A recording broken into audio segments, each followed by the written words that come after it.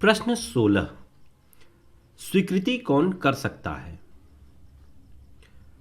उत्तर, भारतीय साक्ष्य अधिनियम की धारा 18, 19, 20 उन व्यक्तियों का उल्लेख करती है जिनके द्वारा की गई स्वीकृति उन धाराओं में उल्लिखित परिस्थितियों के अंतर्गत पक्षकार को बाध्य करती है तथा उनके विरुद्ध ग्राह्य हो सकती है। 1. वाद या कार्रवाई के पक्षकार। 2. पक्षकारों के अभिकर्ता। 3. प्रतिनिधि की हैसियत वाले व्यक्ति। 4. वे व्यक्ति जिनका वादग्रस्त वस्तुओं में सांपत्तिक या आर्थिक हित हो। 5. संयुक्त हित रखने वाले व्यक्ति हों। 6. वे व्यक्ति जिसने वाद के पक्षकारों के हित प्राप्त किए हों। 7. ऐसे व्यक्ति जिनकी स्थिति वाद या कार्रवाई के पक्षकारों के विरुद्ध साबित होती है। 8. वाद या कार्रवाई के पक्षकार द्वारा अव्यक्त रूप से संदर्भित व्यक्ति। प्रश्न 17। संस्वीकृति से आप क्या समझते हैं? उत्तर, संस्वीकृति शब्द की परिभाषा भारतीय साक्ष्य अधिनियम में कहीं भी नहीं दी गई है। भारतीय साक्ष्य अधिनियम में संस्वीकृति की चर्चा स्वीकृति शीर्षक के अंतर्गत की गई है। इससे यह स्पष्ट है कि संस्वीकृति एक उपजाति है तथा स्वीकृति उसकी जाति है। सामान्य अर्थों में संस्वीकृति ऐसी स्वीकृति को कहते हैं जो ऐसे व्यक्ति द्वारा की गई हो जिस पर किसी अपराध का आक्षेप है और जो किसी विवादक या सुसंगत तथ्य के बारे में कोई अनुमान इंगित करती है कि उसने अपराध किया है। प्रश्न 18। न्यायिकेतर संस्वीकृति से आप क्या समझते हैं? उत्तर, न्यायिकेतर संस्वीकृति वह संस्वीकृति है जो अपराध के अभियुक्त द्वारा मजिस्ट्रेट या न्यायालय के समक्ष नहीं की जाती है। न्यायिकेतर संस्वीकृति किसी भी व्यक्ति या व्यक्तियों के समक्ष की जाती है। यह आवश्यक नहीं कि वह किसी व्यक्ति को संबोधित हो। यह प्रार्थना के रूप में हो सकती है।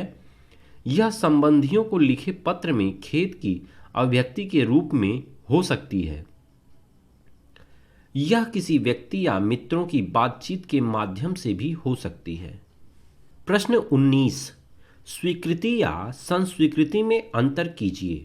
उत्तर, स्वीकृति का प्रयोग सामान्यतः सिविल कार्रवाइयों में किया जाता है, जबकि संस्वीकृति का प्रयोग आपराधिक कार्रवाइयों में किया जाता है।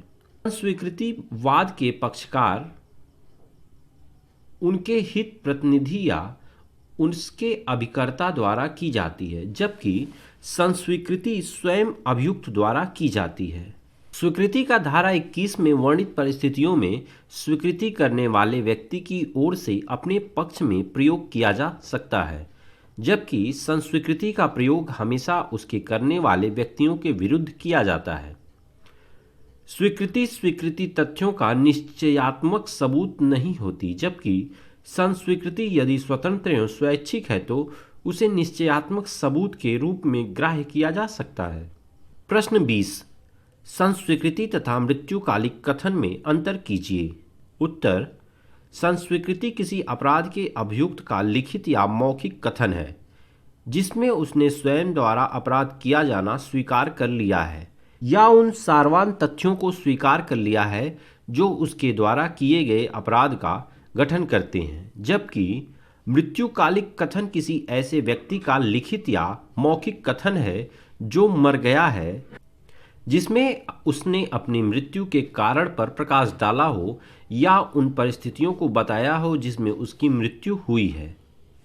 संस्वीकृति की चर्चा भारतीय साक्ष्य अधिनियम की धारा 24 से लेकर 30 तक की गई है, जबकि मृत्युकालिक कथन की चर्चा भारतीय साक्ष्य अधिनियम की धारा 32(1) में की गई है।